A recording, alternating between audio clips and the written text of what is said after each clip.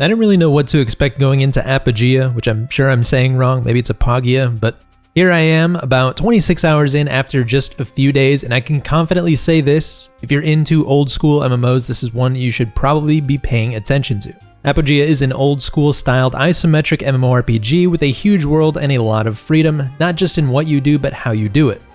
And the game makes that philosophy very clear right from the start. Unfortunately, I didn't record the exact screen due to playtest bug shenanigans, but when you boot the game up, it straight up tells you that you're going to struggle. A lot. You'll get two options, which were essentially I want a hardcore game or I prefer casual, which from what I've heard either sends you to Google or crashes the game.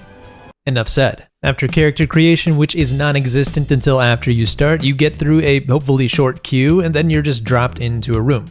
No tutorial, no guidance, just figure it out. What helps is that NPCs are everywhere, and through their dialogue and quests, you slowly start to understand the world and where things are. The game is apparently heavily inspired by Tibia. I only played Tibia for maybe 30 minutes a long time ago, so I can't really speak to what's similar or what's different. That said, Apogea does some things I haven't really seen before. NPCs don't have dialogue menus, instead you type things out like quest or rumor and see what they know. There are suggested dialogue prompts to help you out, but it definitely feels like it's designed for those that want to roleplay.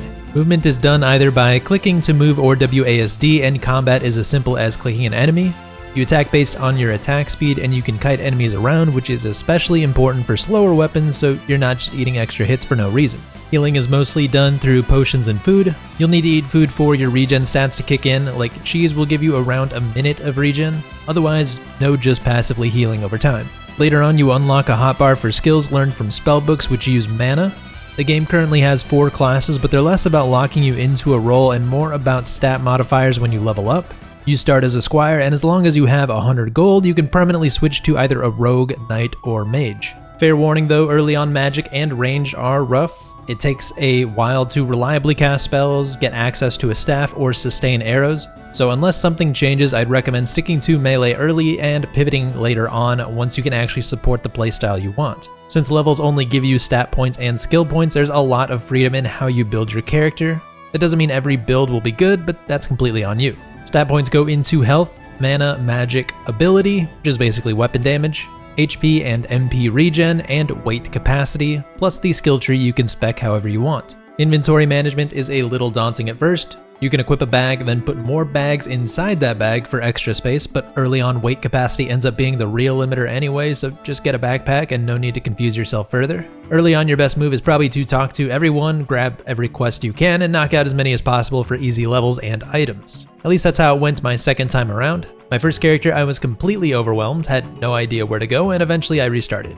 The second character was way smoother once I had a basic understanding of the map, where things were, and what I wanted to do. And honestly, exploring ended up being one of my favorite parts. When you start this playtest, you spawn randomly in one of 3 different starting areas, and your map is completely empty until you actually go explore it. A lot of areas make heavy use of verticality with maze-like layouts and different spots to use tools on to traverse to new paths, and while it can be annoying at times, it feels genuinely rewarding when you find something like a shortcut or finally getting through a tough spot. So overall, I've had a blast so far, but it hasn't been without its fair share of headaches. My biggest issue has been grinding mobs. I mostly played solo, so I can't speak to party XP or loot splitting, but there are only so many reliable grinding spots. Unless you're playing when most of the population is asleep, hell, even then, you're going to be sharing those spots.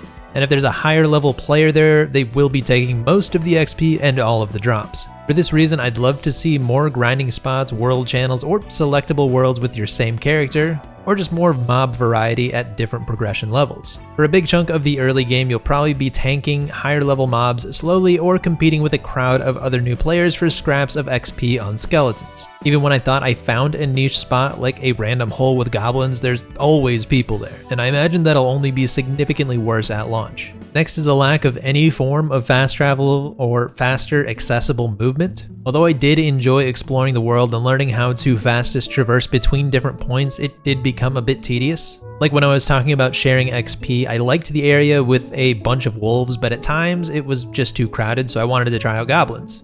Only to find out it's not looking any better, but now I spent maybe 10 minutes walking all the way over there. And my last con outside of playtest issues like insanely long resetting queues was early game class diversity.